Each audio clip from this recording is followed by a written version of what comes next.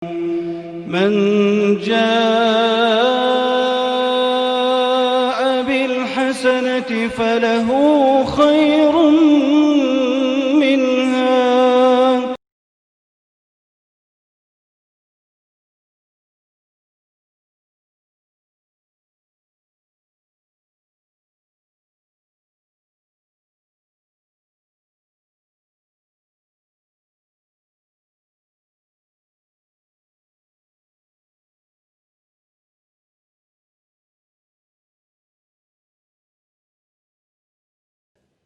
Assalamualaikum warahmatullahi wabarakatuh. Alhamdulillahilladzi ja'ala asy-syamsa diya'a wal qamara nura wa qaddarahu manazila lita'lamu 'adada as-sinina wal hisab. Ma khalaqallahu dzalika illa bil haqq nufassilul ayati liqaumin ya'lamun. Asyhadu an la ilaha illallah wa asyhadu anna Muhammadan 'abduhu wa rasuluh la nabiyya wa la rasula ba'dah. Segala puji hanya milik Allah Subhanahu wa taala yang telah menciptakan segalanya dengan begitu sempurna dan mengatur segalanya dengan semestinya, bahkan sampai detak jantung yang ada pada kita, melainkan itu semua Allah yang mengaturnya. Salawat serta salam kita curah limpahkan kepada Nabi Muhammad SAW yang telah mengorbankan harta, jiwa, raga, semuanya beliau korbankan hanya demi kita umatnya yang tak pernah kita menemuinya, tapi beliau tetap mengorbankan semuanya demi kita. Ikhwani fillah rahimakumullah. Terkadang kita merasa bahagia dikala kita mendapatkan apa yang kita harapkan, apa yang kita inginkan. Tapi sebaliknya, ketika kita dihadapkan dengan berbagai cobaan, kita akan merasa bahwa Allah itu seakan-akan tak adil. Akan tetapi Allah berfirman dalam surat Al-Baqarah ayat 216, wa asa an takrahu syai'aw wa huwa khairul lakum. Bisa jadi apa yang kamu benci itu lebih baik bagimu. Saudara-saudara rahimakumullah, ingatlah ketika Nabi Ayub alaihi salam Allah timpakan penyakit berupa penyakit kulit yang berada di seluruh tubuhnya. Tak ada sejengkal pun kulit yang mulus yang ada pada dirinya. Bahkan ketika dia memakai bajunya itu menempel karena kulitnya basah oleh nanah. Dan itu beliau alami selama bertahun-tahun sampai keluarga dan semua teman-temannya meninggalkannya. Dan ingatlah ketika Asiyah istrinya Fir'aun mendapatkan kekerasan oleh Fir'aun, dan ketika Nabi Ibrahim yang disuruh untuk menyembelih anaknya, yang anak itu yang beliau harapkan selama bertahun-tahun lamanya, tetapi Allah menyuruhnya untuk menyembelihnya. Dan ketika Nabi Muhammad SAW dicaci maki oleh masyarakat Quraisy, dilempari batu, dicaci dan dimaki, dan kemudian beliau pindah ke Taif, berdakwah di sana, berharap akan seseorang yang menerimanya, tetapi beliau malah dilempari batu sampai berdarah. Ikhwani fillah rahimakumullah. Makanya ketika kita mendapatkan musibah dalam kehidupan kita, janganlah kita bersedih. Karena bisa jadi Allah itu ingin mengangkat derajat kita. Karena buktinya saat Nabi Ayub bertahan dalam keadaan tersebut, Allah jadikan dan Allah berikan kepadanya semua harta yang beliau miliki dahulu. Dan ketika Asiyah bertahan dalam dalam kerasnya perlakuan Fir'aun, Allah jadikan beliau sebagai pemimpin wanita di antara pemimpin wanita di surga. Dan Allah jadikan Nabi Ibrahim sebagai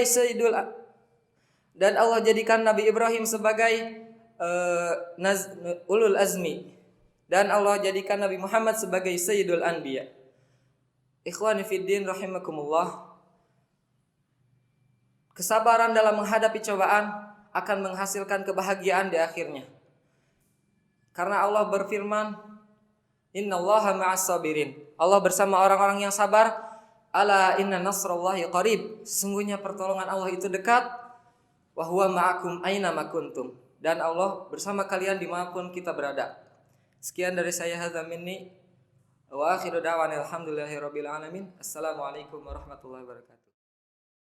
Action. Assalamualaikum warahmatullahi wabarakatuh.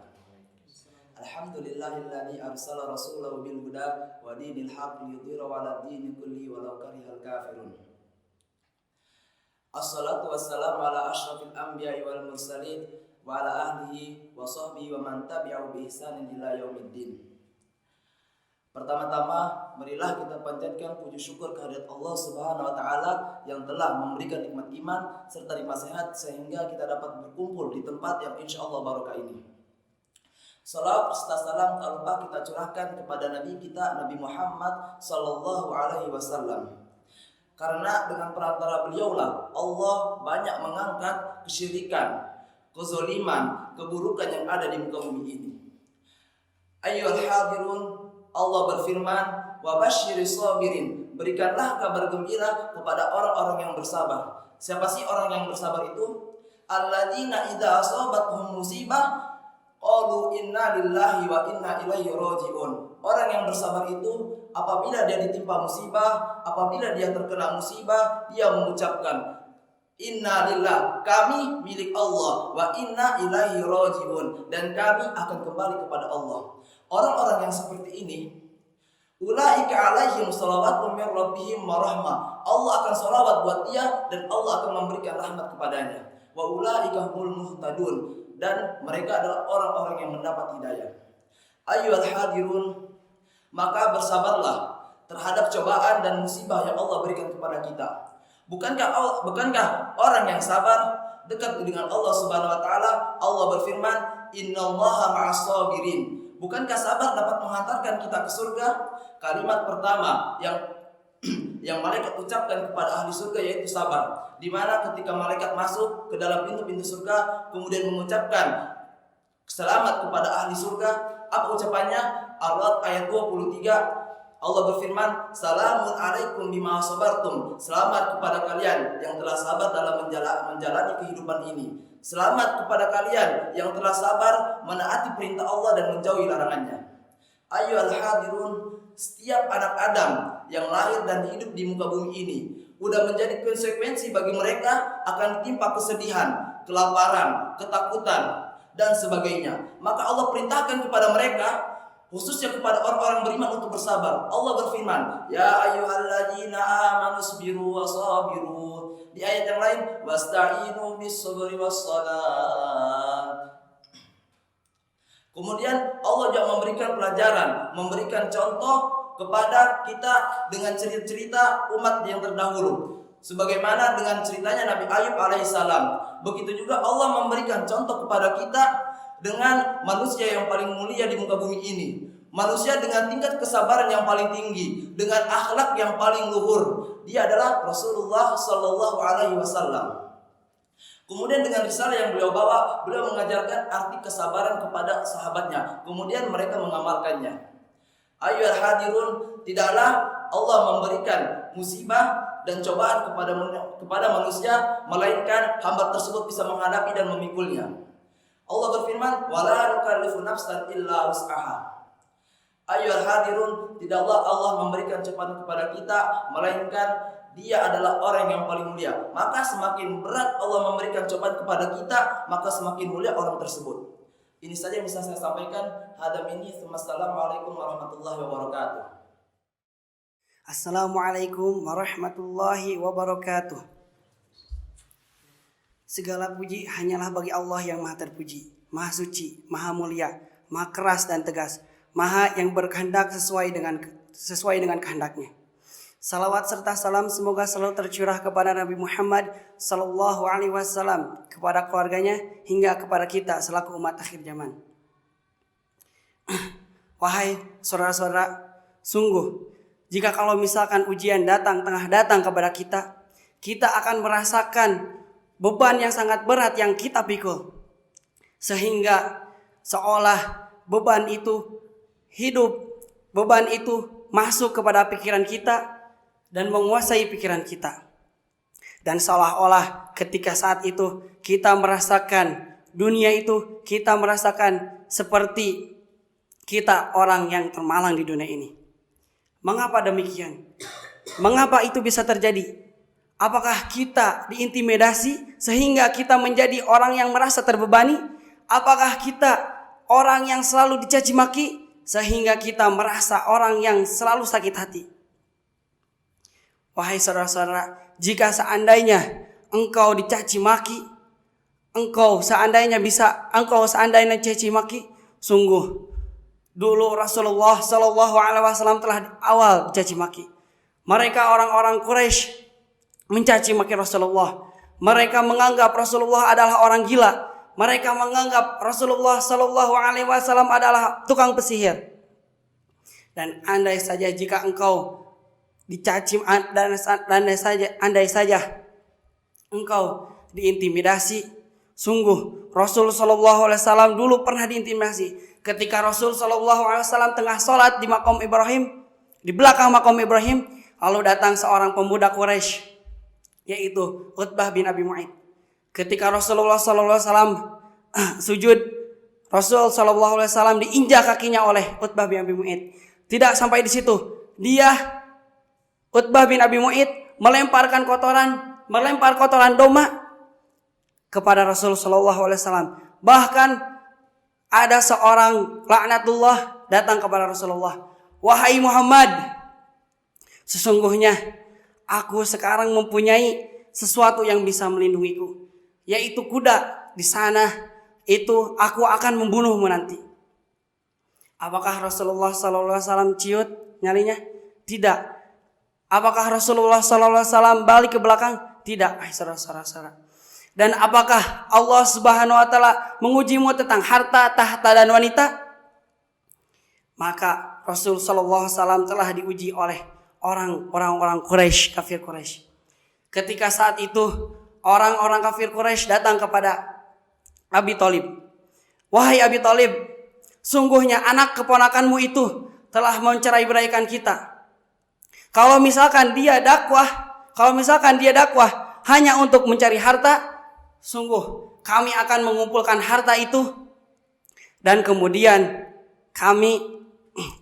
kalau misalkan dia Rasulullah SAW itu untuk mengumpulkan dakwahnya itu untuk mengumpulkan harta, sungguh kami akan mengumpulkan harta kami dan harta orang-orang Quraisy kami, dan kami akan menjadikan dia Muhammad itu orang terkaya di muka bumi ini. Dan kalau misalkan seandainya Muhammad itu mencari tahta, mencari jabatan, kami akan menjadikan dia sebagai orang yang disegani di sini, sebagai orang yang termulia di sini, dan sebagai orang yang dipatuhi di muka bumi ini. Dan kalau misalkan Muhammad itu mencari wanita, sungguh kami akan mengumpulkan wanita di sisi kami, lalu kami akan menjajarkannya sehingga nanti Muhammad dapat dengan mudah untuk memilih wanita tersebut.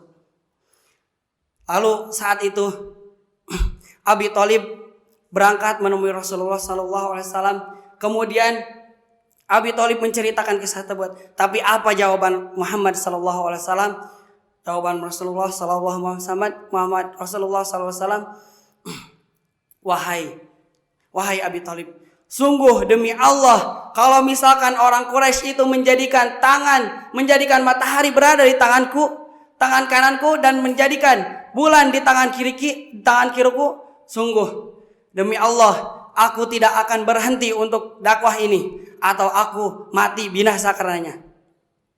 Jadi wahai saudara-saudara, itulah bukti Rasulullah SAW tidak pernah galau. Beliau Rasulullah SAW selalu move on. Beliau SAW selalu mengamalkan ayat Allah. Apa ayat Allah? Wabashiris sabirin. Berikanlah kabar gembira. Siapa orang yang sabar itu?